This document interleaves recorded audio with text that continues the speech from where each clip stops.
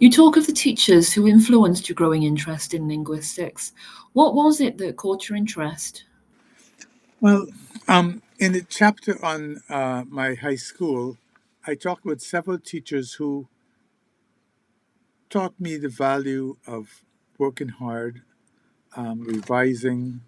Um, I remember talking a particular about my last teacher, Ivy Long, who we had a period in the morning and the afternoon, and she used to give us homework to do in the lunch period. And we would say, "This is crazy," you know. We didn't tell her that, of course.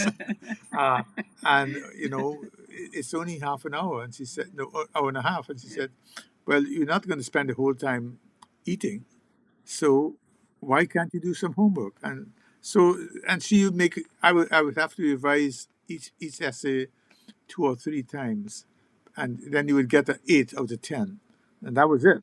The rest you would just spend the rest of your life trying to go up that pinnacle to 9 or so on. Um, but she taught me a lot about working hard.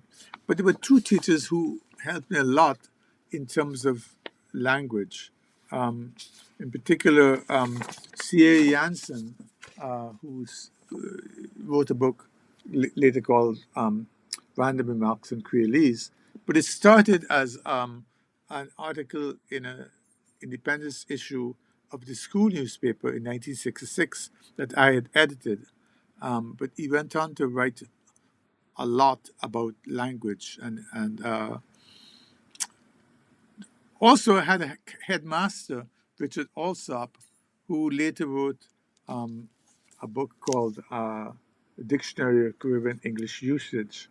But he had done a MA and a PhD at the University of London, and he wrote on technical aspects of the of Guyanese Creole, about tense marking and pronoun variation, and they were really ahead of the time in terms of methodology and findings. So even though I did my research, my PhD research, years later in a different uh, area and village, um, I would come to replicate his analysis very, very precisely. It really struck me and impressed on me how language has this very powerful force, that regularities persist even though we never perceive them. So Allsop also was a big influence on my development, and I have a picture of him also, and a very vague picture of Allsop along with the high school staff, uh, Jansen. Janssen, in my book. Once you emigrated to the US, how did your growing understanding of Black consciousness and identity and your own lived experience in the contrast between Guyana and the US impact you?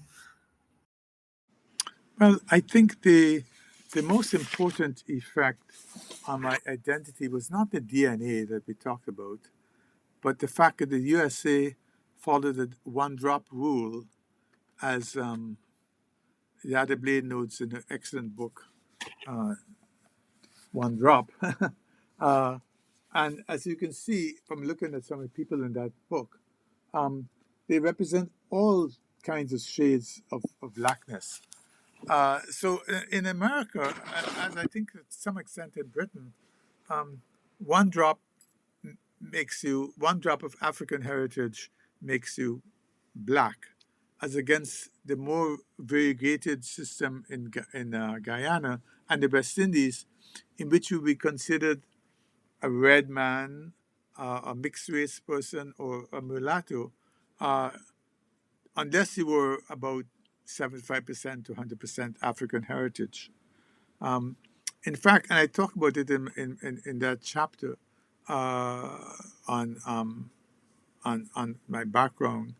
Um, Mulatto is really just the midterm for a wide series of terms that were present in the 19th century, ranging from Mustifino, which was like 15, 16 black, to Sambo, which was 1/16 white, or 15, 16 white for Mustifino, and Sambo was 1/16 white.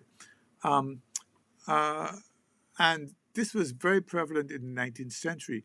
But eventually, all those distinctions fell away, and you're left just with mulatto, which is usually used for the middle term.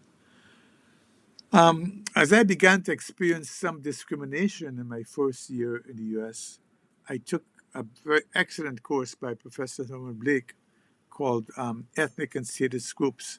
In fact, I just sent him a complimentary copy, and I included the comments that he'd made on my paper in September, in March 1969. I kept that all these years 52 years. because it meant so much to me. But um, I began to assume an African American identity. They called me brother, uh, and they elected me president of the Black Students Association at the UC Santa Cruz.